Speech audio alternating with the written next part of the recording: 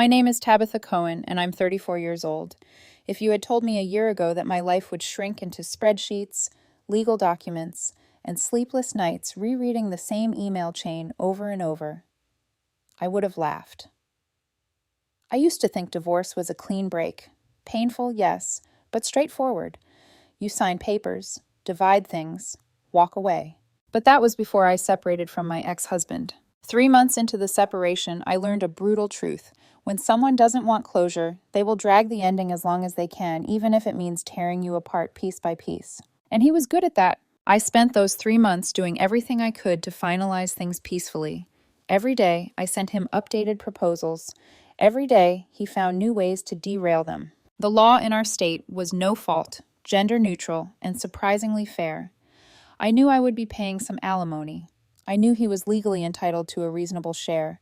I wasn't trying to cheat him. I just wanted it done. But he wouldn't accept anything unless it placed every advantage in his hands and every responsibility on mine. He'd skim through my emails and reply with slippery half sentences like, "Yeah, but what about my stability? You're not understanding my needs. We'll revisit this later." Later never came, only more excuses. I tried to stay civil, but around week 7, something inside me shifted. A quiet click, a whisper of self-preservation. He wasn't negotiating, he was stalling, stringing me along, keeping me in limbo. Like if he refused long enough, I'd crack and take him back. Return to being the quiet, accommodating wife who said yes to everything. But that woman was gone. So I switched to email only, creating a paper trail. I moved my direct deposit into a solo account. I stopped allowing him unfettered access to my money, though I continued covering his weekly cash flow, bills, groceries, because I knew the court would require support anyway. I was still being more generous than he deserved. And then I made my final offer. Extremely unfair to me, painfully generous to him. 1 car for him, 1 for me. I take all the joint debt, even his student loans. I pay him $3,000, $4,000 a month for a full year so he can get on his feet. Plus all of our furniture, appliances, and shared belongings. I'd walk away with nothing but my dog, my car, and a few boxes of clothes. I remember staring at that email before sending it, feeling my chest tighten. It was the kind of offer no reasonable person would reject. He rejected it in 10 minutes. No explanation, no counteroffer. Just not good enough. That was the moment I pushed the final boundary. "We need a mediator," I told him. "We're wasting time." After 2 full weeks of evasion, he finally agreed. And 3 days later, I found myself walking into a quiet office with blue walls, a long polished table, and a manila folder filled with every proposal I'd sent since the separation. My ex-husband arrived late, of course. He walked in wearing the same self-satisfied grin he always wore when he thought he had the upper hand, like he was about to charm his way out of taking responsibility for anything. The mediator began with the rules. Structure, fairness, 1 person speaks at a time, no outside filings during mediation unless both parties agree. I signed without hesitation. He hesitated, mumbled something, then finally signed. The session started and immediately fell apart. Every question the mediator asked, simple questions like, "What assets do you feel strongly about keeping?" sent my ex spiraling into emotional tirades. He spoke directly at me, not the mediator. Accusing, pleading, reminiscing, guilt-tripping. I kept my eyes on the mediator. That made him furious. At one point, in a moment that still replays in my mind, he actually climbed onto the mediation table, crawling toward me so he could shove his face near mine and force eye contact. The mediator slammed his binder shut. "That's enough. We're stopping here," he said sharply. My ex froze halfway across the table, looking ridiculous, but still angry, still convinced he was the victim. The mediator gave us homework, forms to fill out before the next session, and scheduled the follow-up meeting 2 weeks later. I left the building exhausted but hopeful. Finally, progress, or so I thought. 3 days later, a knock came at my door. A man in a navy vest asked, "Are you Tabitha Cohen?" My stomach dropped. "Yes." He handed me a thick envelope. "Consider yourself served." I opened it on my kitchen counter, and my hands began to shake. A court summons, a spousal support complaint, filed by my ex-husband. He claimed I had given him only $1,130 in the entire 3 months of separation. That was a lie so enormous it left my vision blurry. And worse, filing it was a direct violation of the mediator's rules he had signed. I stood in my kitchen staring at the papers, the dishwasher humming, my dog watching me quietly. There was a stillness in the air, the kind that happens right before a storm breaks. He wanted war, but he didn't know that I kept every receipt, every transfer, every bank statement. He didn't know that the moment he tried to weaponize the system, he also gave me permission to stop protecting him. He had no idea what he'd just started. When I calmed down enough to think, the anger sharpened into clarity. He wanted to drag me into court? Fine. I would walk in prepared, not emotional, not flustered, just armed with facts. For the next 2 nights, my dining table became a war room. I printed 3 months of bank statements, highlighted every transfer to his account, gathered every receipt for bills I paid on his behalf, and stacked the evidence into neat piles. When I laid it all out, it formed a wall of paper more than 4 inches thick. The real number wasn't $1,130. It was $13,000 and change. And that didn't even include the over 100 express lane toll violations he'd racked up using my car, each one snapped by a traffic camera, each one mailed directly to me. I created a spreadsheet summarizing everything, crisp, clean, and devastatingly organized. Then I reviewed the spousal support formula again, calculating what I'd actually owe if it came down to court-ordered payments. 40% of the income difference. He wasn't going to like the math, but I did. The morning of the court hearing, I arrived 15 minutes early and sat in the hallway outside family law. The walls were beige, the air too cold, and the hum of fluorescent lights felt louder than usual. He arrived 5 minutes later and plopped down right beside me, even though the bench was empty. He didn't say hello. He launched straight into a monologue. "You're ruining my life, Tabitha. You never cared about my stability. I should have known you'd try to punish me." I took out a pen and quietly began writing on the back of my folder, documenting every word. He didn't notice at first. When he finally did, he stiffened. "Oh, I see. Writing things down so your friends can hate me? That's what this is?" I didn't look at him. My friends don't need encouragement. He moved 3 seats away and sulked in silence. The court officer appeared and called our names. Showtime. Inside the small courtroom, the officer went through the usual procedural statements. My ex-husband folded his arms, already looking self-righteous, already building momentum for the dramatic performance he no doubt rehearsed in the mirror. "Do you have anything to add to your complaint?" the officer asked him. He stood, and then he performed. A full 5-minute speech where he painted himself as the abandoned victim, accused me of cruelty, of trying to replace him with a lifestyle that didn't include responsibilities, and insisted that I clearly didn't need any of my income because, and I quote, "she chooses to live cheaply anyway." I stared at the back of his head, wondering if he believed the things he said, or if he was just addicted to the sound of his own excuses. When he finally finished, the officer turned to me. "Ms. Cohen, do you have anything you'd like to add?" I rose and placed my thick stack of documents on the desk. The officer's eyebrows shot up. "This," I said calmly, "is a full record of every cent I provided during the past 3 months."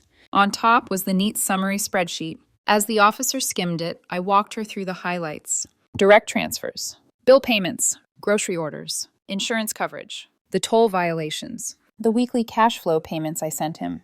At each line item, my ex jumped in to interrupt. "That doesn't count. That was a gift. She's twisting things. I didn't ask her to pay that." The officer raised her hand each time. "Sir, stop interrupting." He didn't. She repeated herself firmer. "Sir, one more interruption and I will end your ability to speak today." He huffed loudly and sank back in his chair, muttering under his breath. We finished reviewing the evidence. The officer closed the folder and looked at him, then at me. "Mr. and Ms. Cohen, this process exists to ensure fairness. Based on this documentation, the financial support will now be handled through garnishment in accordance with state guidelines." My ex's face relaxed into a smug smile. He thought he won.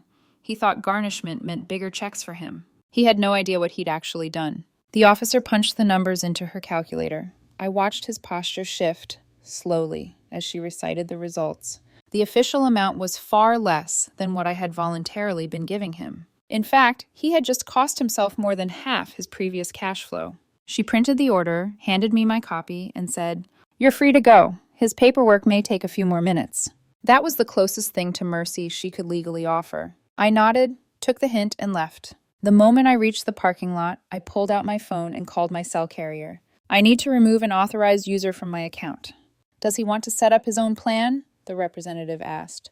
"I can't speak for him. All I can tell you is that a court order allows me to remove him." Within 2 minutes, his line went dark. Then I handled the rest. Netflix, Hulu, Prime, Spotify, DoorDash, car insurance, gym membership, cloud storage.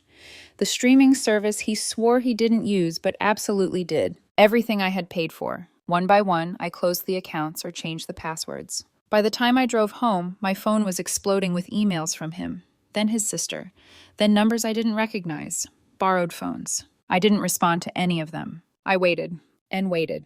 Exactly 3 hours later, the silence broke with a single screenshot. An all-caps message. "Even Netflix? Really, Tabitha? Even Netflix?" I laughed. For the first time in 3 months, it wasn't bitter. It was clean, sharp, liberating. Because the truth had landed where it belonged. He wasn't losing support. He was losing control. For a few weeks, life went strangely quiet. No more dramatic emails. No more 3 a.m. guilt paragraphs. No more "you owe me" tantrums disguised as rational conversation. The quiet felt suspicious at first, like the moment before an earthquake. Every time my phone buzzed, my stomach prepared for another explosion. But he didn't erupt. He plotted. A full month after the courtroom garnishment order, he filed an appeal. Not because he had grounds, not because there was any discrepancy, but because, in his mind, losing meant the system was broken, never him. The appeal was denied in less than a week. Insufficient reasoning. No surprise. But he wasn't done manufacturing conflict. The next ambush. 2 weeks after that, I received yet another legal notice. He filed a complaint accusing me of failing to pay his car loan, which, according to him, meant I was creating intentional hardship. It was a laughable accusation. Not only was I paying it, I had the monthly statements to prove it. He simply didn't know how to log into his own account, or never cared enough to learn. This time, I hired an attorney. Not because I needed one to win, but because I wanted someone sitting next to me who could look unimpressed, while my ex-husband unraveled himself again. The day of the hearing, my attorney and I logged into the virtual courtroom.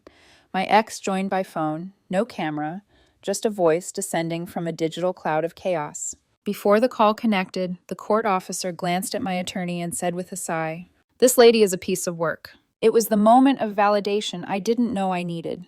For months, I'd tried convincing myself that maybe I was being too harsh, too sensitive, imagining things. No. Everyone who dealt with him professionally saw the reality instantly. The meltdown. The call began with procedural statements. The officer then asked him to present evidence supporting his claim. He didn't have any. So instead, he launched into another emotional monologue, louder this time, more frantic, as if the volume of his suffering would override the facts. "She's trying to make my life impossible. She thinks she can control everything. She's sabotaging me." My attorney raised a hand politely, waiting for the officer's cue. The officer tried to intervene. "Sir, please stick to the matter of the car payments." He didn't. He spiraled deeper. "I know she's not paying. I feel it. I can feel she's doing it just to hurt me." I watched my attorney slowly close her binder and sit back, expression neutral. That's how you know a lawyer is relaxed, when they don't even need their notes to win. Finally, the officer cut him off. "Sir, I am holding proof that she has paid the car loan every single month. Your claim is factually incorrect." There was a stunned silence on the phone line. Then a small, almost comedic sound. A strangled breath, halfway between shock and indignation. My ex tried again. Well, she's hiding payments or manipulating the statements. She must be. She's vindictive." The officer's tone snapped cold. "Complaint dismissed. Thank you." And she hung up on him. Just like that. The call ended with the tone of finality I'd been craving for months. The emotional aftershock. That night, I washed dishes with the kitchen window open, listening to the breeze move through the trees. My dog slept on the rug, peaceful for the first time in ages. The house felt lighter, as if the walls themselves had been holding their breath, while I tiptoed through the fog of our collapsing marriage. Now it was over. Not legally. Paperwork still had its slow crawl through the system, but emotionally, psychically, spiritually, it was done. For the first time, I felt something I hadn't allowed myself to feel. Relief. Not triumph, not vengeance. Just quiet, steady, earned relief. He had spent months trying to weaponize the legal system, twisting rules and fabricating harm to claw at any advantage he could find. But the truth had a habit of surfacing, the kind of truth that didn't care about performance or manipulation.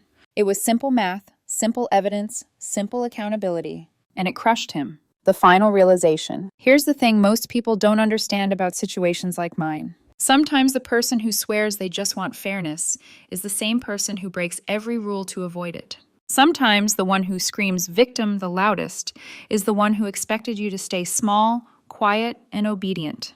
Sometimes the one who accuses you of cruelty is the same one who forced you to develop boundaries in the first place. My ex thought I would crumble, that I'd fall apart without his approval, that I'd retreat the moment he raised his voice.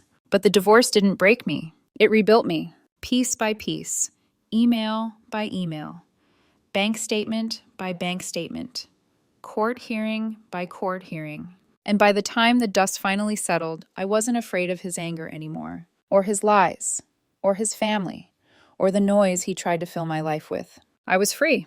When I finally shut off the kitchen light that night, the house was dark and still. And for the first time since the separation began, I slept without dreaming.